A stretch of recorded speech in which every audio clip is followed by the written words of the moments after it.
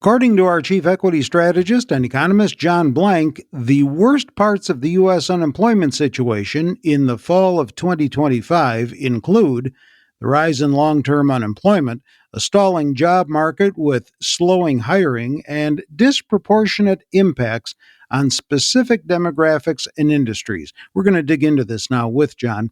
John, you've written that while the headline unemployment rate remains low, these underlying trends signal a weakening in the U.S. economy. So, is the rise in long term unemployment a key concern here? Absolutely, Terry. I mean, I'm looking at August 2025 data, which is the latest for the BLS. 25.7% of people unemployed 27 weeks or longer, though. It's basically 6 months, Terry, half a year.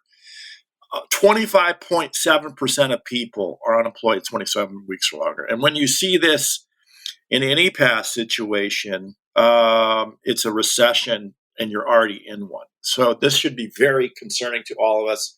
And it has spiked up from the summer to August. So, the slowdown in U.S. job growth has to be near the top of the list of concerns as far as the economy is concerned. And as you mentioned, recession, right? Correct. I mean, Terry, we have, the standard view of recession is 2 quarters of negative GDP growth. That is certainly not the case now for a lot of reasons that are solid and sanguine.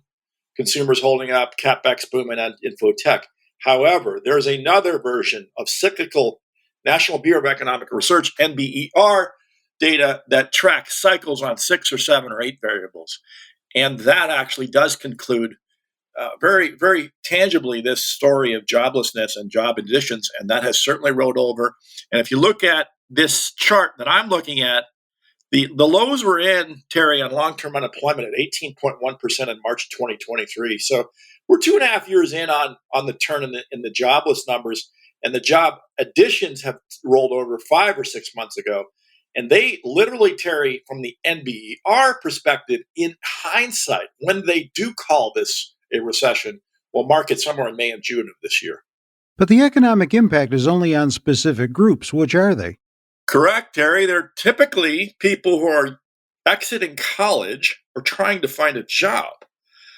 This is, as Jerome Powell correctly said, a no hire, no fire environment. So you and I are sitting here, with complacency because we have a job. And as soon as either of us lose our job, we're going to find out how tough this market is for labor. What are the contributing factors to this difficult U.S. labor market? Well, Terry, uncertainty, policy uncertainty, trade uncertainty. The flood the zone strategy of the current administration is leaving CEOs, particularly people who run businesses, aghast at what to do. And if you don't know what to do, then you do nothing, Terry, and wait it out. So, according to the Fed, as you alluded to a moment ago, the labor market is in a low hiring or no hiring and low or no firing environment. So, what does that actually mean? Is hiring and firing going to actually come to a stop? It has come to a stop, Terry. That's what we're talking about. It's probably coming to a stop back in May. And the only thing we're waiting for is to see if it goes into layoffs or if there's pressure from growth, pressure from the relentless rise of consumer spending that always happens in a cyclical economy that leads to people getting hired again in mass. How does this stack up globally? Clearly the same situation, particularly in the developed economies. Canada, for example, Terry, is well over a 7% unemployment rate as we speak. That's why the Bank of Canada cut this week and has the last 2 months. Japan just got a new prime minister, and they have growth issues because of the trade shock and the uncertainty. So if you're a very high wage, high developed country who has relations with the United States and trade that are very important, you're in a lot of trouble right now. So, what do you think comes next in this particular story for 2026? Terry, that's the $1 million question. Again, poly-market odds for a recession in 2026 as we speak in October the 30th, 2025 are at 45%. And that is a Mark Zandi consistency. Mark Zandi is a great economist, set up economy.com, and he's been tracking this. He claims 22 of 50 states are already in recession, not the big ones yet. New York or California fall into recession. They're treading water right now. It's over, Terry. We'll be in recession. So overall, let me just see if I understand this. As uncertainty on the economy remains elevated, your economic outlook for the new year anticipates a recession. The odds are good. The recession odds are being what I'll tell you, Terry, the recession odds are high and they're being well and consistently tracked at around 45 to 50% for next year. So bets are off on it's a 50-50 bet, Terry, on whether we have one next year or not at this point. All right, you're keeping an eye on a wide range of large cap stocks, one from Canada this time around, one from the US, and one that's basically a mainland China multinational domiciled in Ireland. They include Royal Bank of Canada, Lam Research, and PDD Holdings. That's an ADR. Correct. So Royal Bank of Canada is ticker RY. We have it at $147 a share. You could have bought this at $90 a share back, entering 2024. So you've got a nice 50% rise, 25% a year coming into this for a bank. Still a 3% dividend, Terry. Long-term value, it looks to me like it's at fair value for 2026, so I don't really see it. But this is really want to bring this stock to people's attention because the banks in Canada have done really well with trade integration to the United States. They own a lot of American banks. They earn a lot of money from it. So when you buy Royal Bank of Canada, you are actually buying a lot of exposure to the U.S. economy. Frankly, right now, Royal Bank of Canada stock looks good. We'll see what happens going forward. All right, Lam Research. Lam Research, I challenge anybody to pull the share price chart up and not understand the extreme momentum trading that's going on in AI type stocks that build out what people think is going to be data centers en masse. And this stock traded at $60 a share back in April and May.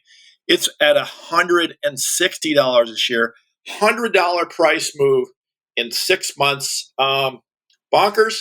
I'm a seller. You get fair value all the way out of 2027 based on very, very euphoric analyst estimates. So, I get that it's the number one ranked stock in our system right now, but that's because these analysts are all on one side of the bent. Just to give you an idea, Terry, NVIDIA, which is the tent pole of this AI trade, has 80 covering analysts.